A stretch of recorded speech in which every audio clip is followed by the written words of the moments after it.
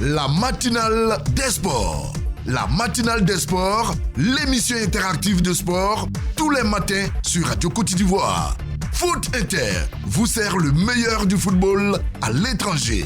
L'actualité du jour, les infos croustillantes, les dernières indiscrétions. Zone Mix, le mini-débat, vous permettre de vous exprimer sur le sujet du jour. Recueillir les avis et analyses de nos experts. La matinale des sports, du lundi au vendredi, de 7h30 à 8h, sur Radio Côte d'Ivoire.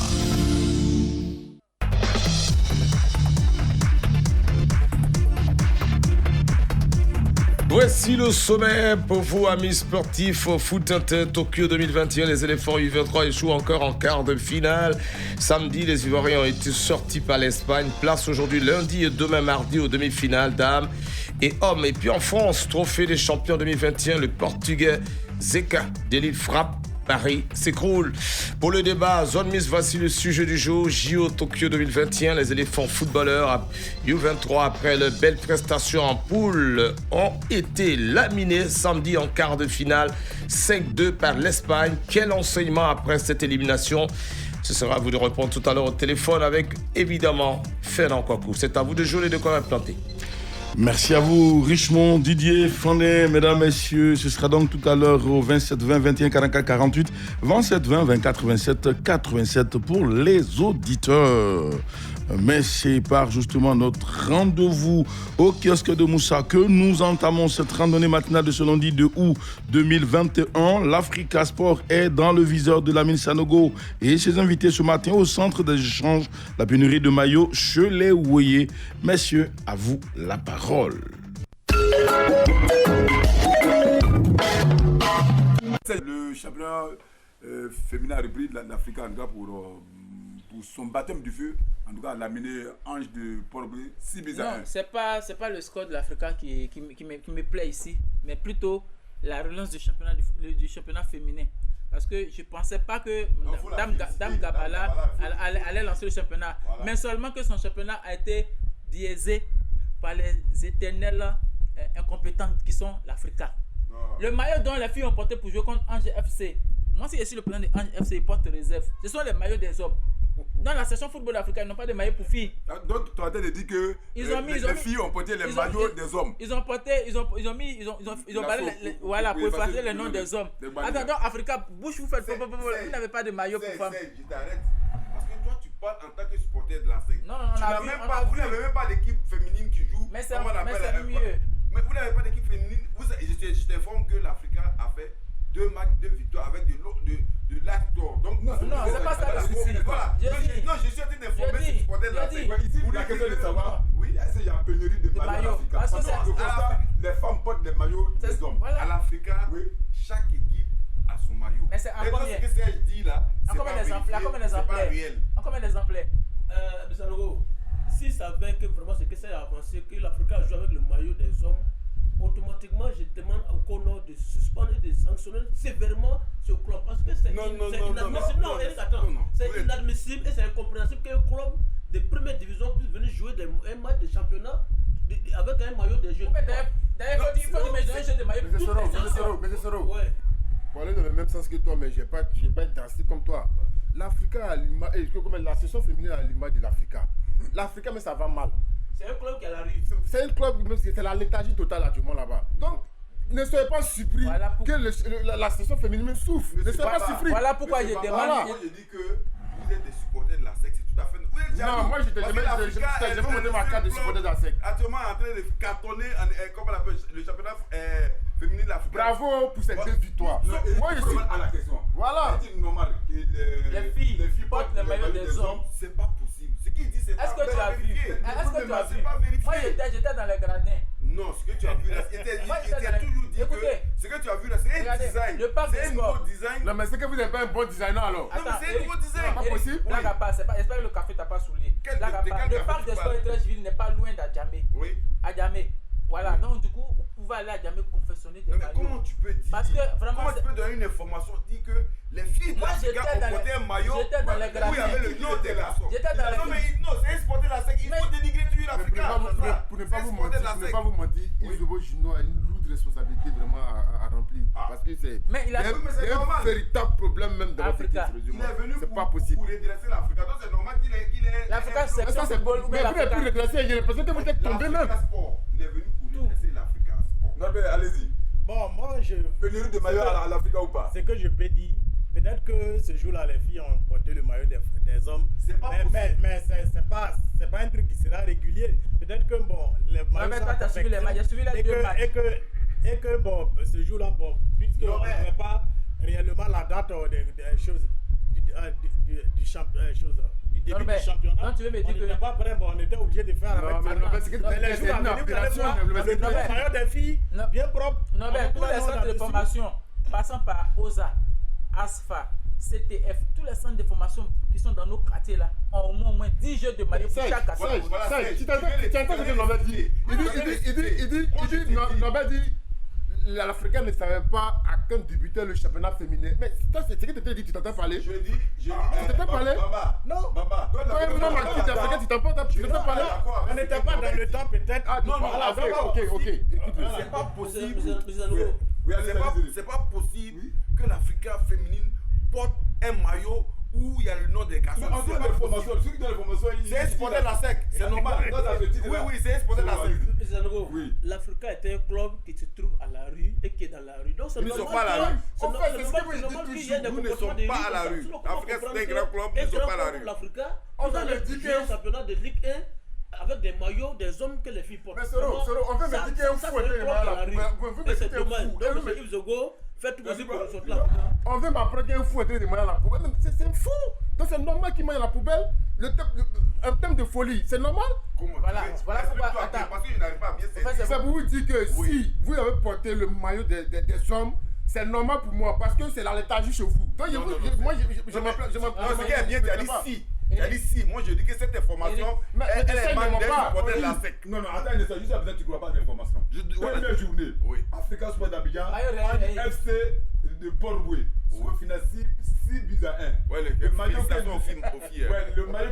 les garçons, les filles portent, c'est les maillots des hommes. Derrière, ils ont mis l'assaut pour cacher.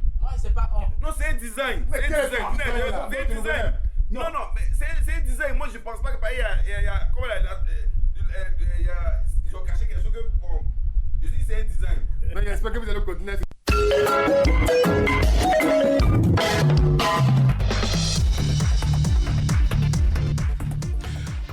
Retour en studio pour continuer notre parcours de ce jour, mesdames, messieurs, et nous atteignons l'espace Foot Inter.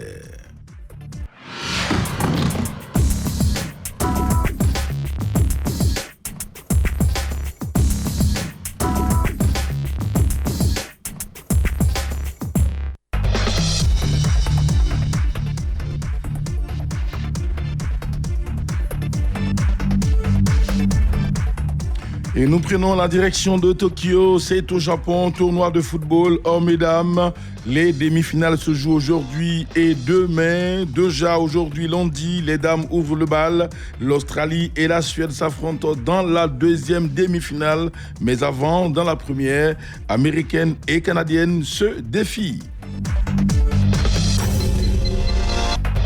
Demain mardi, les hommes prennent le relais. Le Mexique et le Brésil se donnent rendez-vous en demi-finale et juste après, le choc Japon-Espagne. Rappelons que samedi, en quart de finale, l'Espagne, adversaire du Japon, a éliminé la Côte d'Ivoire 5-2 dans un match fou. Les éléphants, grâce à Eric Bailly, 11e et Mas Alain Gradel, 91e minute, ont d'abord mené au score avant de se faire battre après prolongation. Les buts espagnols sont les œuvres d'Olmo, 30e minute, Mir, 30e et 117e, puis 120e, et Orzabaya, 98e.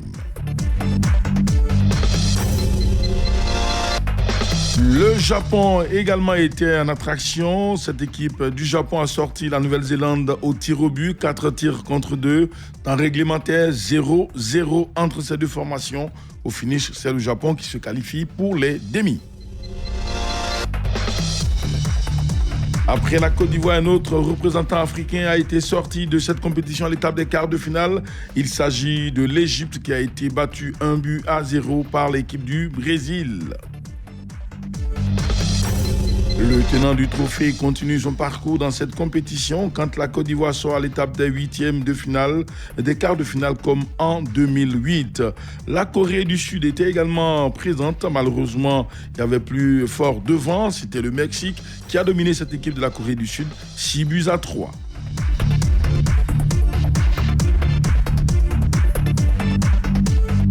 Pour les demi-finales, on aura donc droit à 2 chocs entre Mexicains et Brésiliens et surtout Japonais et Espagnols.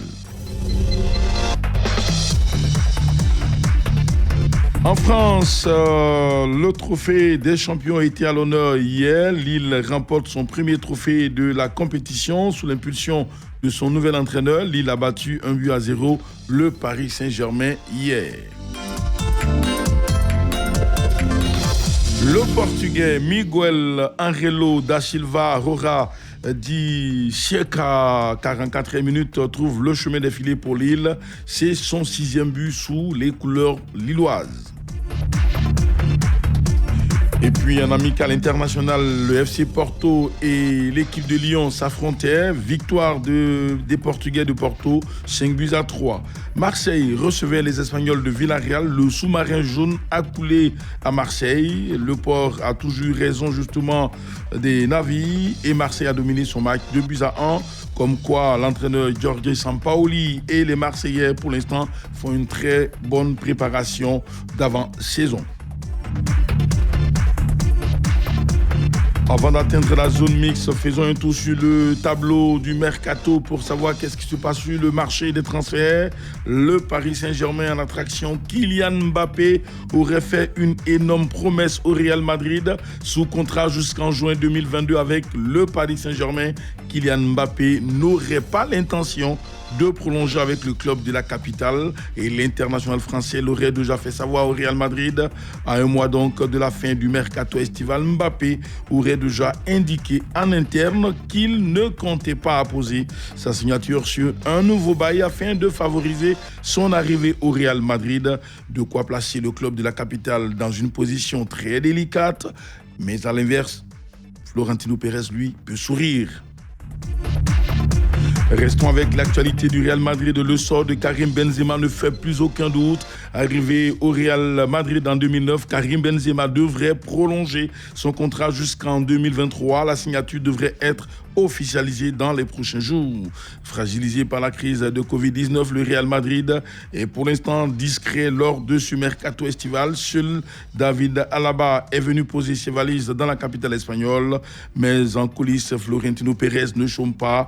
Le président de la formation merengue s'active pour fixer l'avenir de plusieurs de ses cadres et les négociations sont positives puisque le Real Madrid a officialisé il y a quelques jours la prolongation de Dani Carvajal et un autre joueur serait donc sur le point de signer un nouveau contrat. Il s'agit bel et bien de Karim Benzema.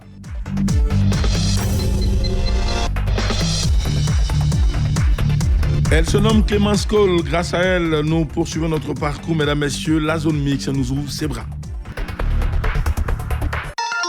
Zone mixte, le mini-débat. Vous pourrez donc appeler au 27 20 21 44 48, 27 20 20 87 87. Elle s'appelle Aïssata Koulibaly.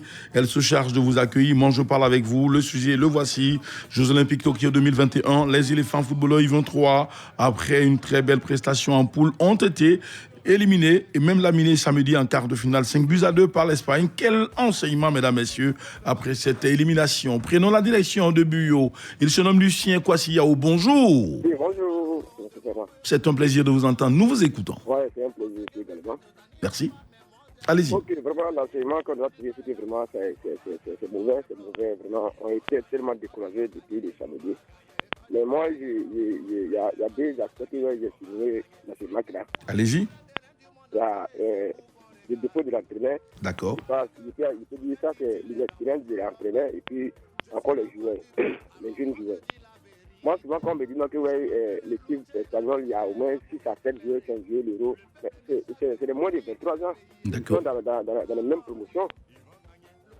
Pour voir Christian Kwame a joué pratiquement plus de 60 minutes sans attaquer. Dès qu'il fait une balle, il s'arrête. Regardez si le deuxième but que la Côte d'Ivoire a encaissé dans les arrêts de jeu. D'accord. C'est Christian Kwame. C'est bien noté. Je ne sais pas, l'entraîneur devait le faire sortir à un moment donné. Et puis dès que Gradel a marqué le deuxième but, l'entraîneur ne devait pas se réjouir. Il pensait qu'elle était déjà qualifiée. Il devait plutôt remobiliser les enfants. Crier sur les enfants pour dire que oui, ce n'est pas encore fini. Attaquer, ne défendez pas, attaquer, empêcher les gars de pouvoir rentrer dans les 18 mètres. D'accord. Il n'a pas fait. Merci à vous, Lucien Yao. Vous en faites pas. Parce qu'il se disait que ouais, le match était déjà fini, il était qualifié. C'est pas ça. D'accord. C'est bien noté. Merci à vous. Et puis surtout, salutations aux populations de Bio. Revenons ici à Abidjan et surtout au plateau avec M. Raymond Yao. Bonjour. Bonjour, M. Fernand. Oui, nous vous écoutons. Avant de donner mon avis sur la participation des éléphants, oui, permettez que je fasse une petite doléance. Laquelle? Au niveau des informations concernant nos éléphants qui sont affectés actuellement. Parce que depuis le samedi, quand on écoute les autres informations, on a l'impression que nos éléphants ne participent plus. Alors qu'il semblerait que Talou ira pour les 200 mètres tout à l'heure. Si vous en faites surtout pas, elle a perdu la finale du 100 mètres féminin, mais pour le 200 mètres, Talou Marie-Josée doit encore courir et on pourra donc vous dire que la Côte d'Ivoire respire un temps soit peu, même si on a encore des craintes. Vous en faites surtout pas. Voilà. Revenons au football, s'il vous plaît. Maintenant pour le football. Oui. Moi, je pense que les responsabilités sont partagées. D'accord. Mais la plus grande responsabilité, moi, je le dis, ça m'engage. Allez-y. Voilà. La responsabilité incombe à 60% à Ira Tapé. D'accord. Parce qu'un gardien doit avoir 50% de participation au niveau de la défense. C'est-à-dire que quand les défenseurs échouent, le gardien doit être là à tout moment. Mais depuis notre deuxième match jusqu'à la finale, nous avions encaissé 3 buts par manque d'anticipation d'Ira Tapé. D'accord. Allez-y. Le point que je veux évoquer, l'entraîneur a manqué aussi d'une bonne lecture de jeu. Parce que moi je pense que quand on mène, on va trouver qu'on mène. Il reste 3 minutes. Qu'est-ce qu'on cherche? Et le dernier point que je vais évoquer, et c'est le pouce-pouce même de l'arbitre. Parce que si vous révisionnez ce match-là, le plus égalisateur des Espagnols, non seulement il y avait hors-jeu, et deuxièmement, l'Espagnol qui a marqué le but avait empêché le défenseur de dégager le ballon. C'est pour ça que vous avez remarqué qu'il lançait son pied, mais il n'a pas obtenu le ballon parce que l'attaquant l'a poussé du dos. C'est bien noté, monsieur Raymond Yao. Vous en faites surtout par l'arbitre considéré qu'il était mieux placé que vous, puisqu'il était lui issu l'air de jeu. Vous, ici à Abidjan, à la télévision, il avait donc une plus grande visibilité pour savoir et apprécier justement cette action-là. Vous en faites pas. Ira Tapé Eliezer, tout cela donc revient à dire qu'il faut une meilleure préparation. Si la Côte d'Ivoire n'avait pas conduit ses enfants à Sangon pour une préparation en 3 semaines, qu'on avait préparé les Jeux Olympiques pendant longtemps, les éléphants peut-être auraient accédé donc aux demi-finales et pourquoi pas aller jouer une finale. Vous en faites pas. Le dernier auditeur, avant donc de retrouver nos consultants, puisque nous avons un souci de connexion, on ne pourra donc lire vos messages aujourd'hui. Demain sera peut-être la bonne. Gervaisou, bonjour. Bonjour, monsieur. Je suis Fernand Kouakou, il nous appelle de Yopougon, vous en faites pas. Voilà, je vous retrouve, je suis heureux, tout comme vous. Allez-y. Oui, le plaisir est partagé, mais franchement, j'ai été déçu de cette défense ivoirienne. D'accord. À 4 minutes de la fin de ce match Côte d'Ivoire-Espagne. Et je crois bien que le score de 5-0 ne reflète même pas la physionomie de ce match en faveur des Espagnols. Et cette équipe espagnole était prenable. C'est-à-dire la Côte d'Ivoire même pouvait battre cette équipe. Et je ne peux même pas comprendre, ce que je ne peux pas comprendre, c'est le fait que les éléphants, vous avez la situation en main, à 4 minutes du coup du sifflet final. Et vous ne pouvez pas protéger et conserver un but d'écart. moi je crois bien que à cet instant précis, la Côte d'Ivoire devait avoir l'arabe attitude. L'arabe attitude, c'est quoi? L'arabe attitude consiste à perdre du temps. Pensez que si c'est une équipe arabe qui menait d'un but d'écart, ils allaient savoir perdre le temps, ils allaient savoir conserver ce but-là. Et puis, les joueurs ne vont pas me dire, ils sont assez conscients, ils vont pas, c'est pas Aïdara Swallow qui va rentrer sur la pelouse, vous dire, et de perdre le temps. Monsieur Gervaisou, oui, monsieur. Je vous comprends et ce n'est pas bien grave. Ce n'est que partie remise. Une autre participation donnera peut-être plus de satisfaction à la Côte d'Ivoire tout entière. Très bonne journée à vous et puis merci d'avoir participé à ce moment d'échange sur Radio Côte d'Ivoire, numéro 1 sur l'info et le sport. Nos consultants en présence, je vais lui demander bonjour. Bonjour Choualio. Oui, bonjour Fernand. Coach Israël Oussou, bonjour. Bonjour Fernand. Oui, en Ligue 2, ça chauffe, n'est-ce pas? Ah ouais. D'accord. Allez, revenons justement aux éléphants de Côte d'Ivoire, cette participation. Quel enseignement, coach Israël, se dégage après donc cette élimination des éléphants de Côte d'Ivoire? Écoutez, déjà, moi je pense que on n'a pas rougi parce qu'il y avait des possibilités de se qualifier en demi-finale. Mais déjà, il faudrait quand même qu'on sache qu'à ce genre de compétition, c'est haut niveau. Il nous faut beaucoup de sérieux dans la préparation. C'est clair qu'après cet espoir d'être sorti des phases de poule, il y avait beaucoup d'espoir. Mais derrière, voilà, on a été vite rattrapé par la réalité. Je pense aussi que pour ce qui est du match, on a manqué un certain niveau de concentration. De concentration sur la fin du match, on a manqué de concentration. Et c'est ça aussi l'apprentissage du haut niveau. Donc pour nous, la Côte d'Ivoire, je pense que c'est un bon apprentissage et on pourrait être meilleur aussi à une autre compétition. C'est bien noté. On n'a pas rougi, voilà, il faudrait garder l'aspect positif. Mais surtout, tenir les leçons de la préparation. D'accord. Il faut quand même être assez sérieux dans la préparation quand on va jouer de telles compétitions. Ok, bien noté. Choualio Dumandé, on vous retrouve. Vous avez suivi également de bout en bout le parcours de ces éléphants U23 quand ils sortent à l'étape des quarts de finale de cette façon. Pour vous, qu'est-ce qui n'a pas marché ou qu'est-ce qui a manqué à ces garçons? Oui, mais c'est simple, Fernand. Quand on revoit le match contre l'équipe d'Espagne, quasiment dans ces dernières minutes à partir, on était dans le temps additionnel, il restait presque 2 ou 3 minutes à jouer pour mener 2-1. Je pense qu'il y a une gestion, mais la gestion émotionnelle du match n'a pas marché. Parce que quand tu mènes 2-1, il reste 2 ou 3 minutes, je pense qu'il y a une façon de gérer cet acquis-là pour en faire, ils pas le plus difficile en marquant le but, Marc Gradel. Mais après, il y a ce relâchement coupable.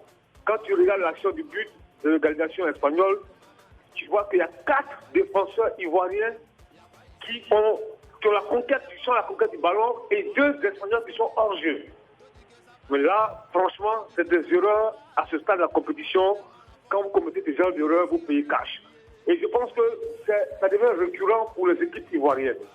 La gestion du money time, la gestion des derniers moments des matchs. Je me souviens très bien, en 2010, à Cabinda, nous étions à Cabinda face à l'Algérie, Côte d'Ivoire, Algérie. On a pris un but dans les derniers instants du match. Souvenez-vous de ce match-là, c'était à la Coupe d'Afrique en 2010. On se souvient du Mondial 2014 à Munich, face à la Grèce, le penalty qu'on encaisse dans les dernières minutes. Et je pense que ça devient récurrent. Les équipes ivoiriennes n'arrivent pas à gérer ce moment-là. Donc c'est une affaire de gestion émotionnelle des matchs. Maintenant, au-delà de ça, il y a la préparation. On peut tout dire, la préparation qui a été mauvaise, qui a été chaotique. Mais sur ce match-là, je pense qu'on n'a pas su gérer le monétaire, on n'a pas su gérer les derniers instants du match. D'accord. Coach Israël, en 1 minute avec vous, l'on parle de gestion émotionnelle d'un match. Et c'est récurrent chez les entraîneurs ivoiriens, dont vous. Expliquez-nous un peu, qu'est-ce qui justement se passe sur cet aspect avec vous? Je pense que ce genre de choses-là aussi, c'est aussi le fait d'un préparateur mental. Malheureusement, on a une sélection qui est partie même sans véritable staff. Donc, si on a un préparateur mental, c'est plus facile pour les entraîneurs parce que ça permet au préparateur mental de préparer les gamins à ce genre de situation. C'est faire aussi que l'entraîneur peut aussi agir comme ça, mais c'est le fait aujourd'hui au niveau du préparateur mental. Après, c'est des choses qui arrivent parce que c'est des choses qui sont, j'ai envie de dire, aléatoires, qu'on ne peut pas forcément tenir. C'est clair que l'entraîneur peut, à ce genre de moment, rappeler à ses gamins qu'il faut rester calme, il faut rester concentré de manière continuelle. Il faut insister dessus. Mais ce genre de choses-là, en préparation en amont, c'est le fait d'un préparateur mental. D'accord. Malheureusement, la Côte d'Ivoire ne se donne pas les moyens d'avoir un staff professionnel. Merci. C'est dommage. Merci à vous, coach Israël. Préparateur mental, la Côte d'Ivoire ne se donne pas les moyens d'en avoir pour justement préparer comme il se doit ses athlètes et surtout quand il s'agit de football. Et aussi, on se demande si ça n'ouvre pas une autre porte, celle de la préparation au plan, enfin du recyclage au plan international de nos techniciens qui restent toujours en local pour des formations licence B, licence ceci, mais après, le résultat est le même. Toujours élimination au moment où l'on s'y attend le moins. Mesdames, Messieurs, j'ai été très heureux d'être en votre compagnie ce matin. Demain, notre rendez-vous s'ouvre à nous pour justement vous entretenir. Clémence Koula, Issata Koulibaly, je suis Fernand Kouakou. J'ai été heureux d'être des vôtres. Et puis surtout, très bonne journée à l'écoute des programmes de Radio Côte d'Ivoire, numéro 1 sur l'info et le sport.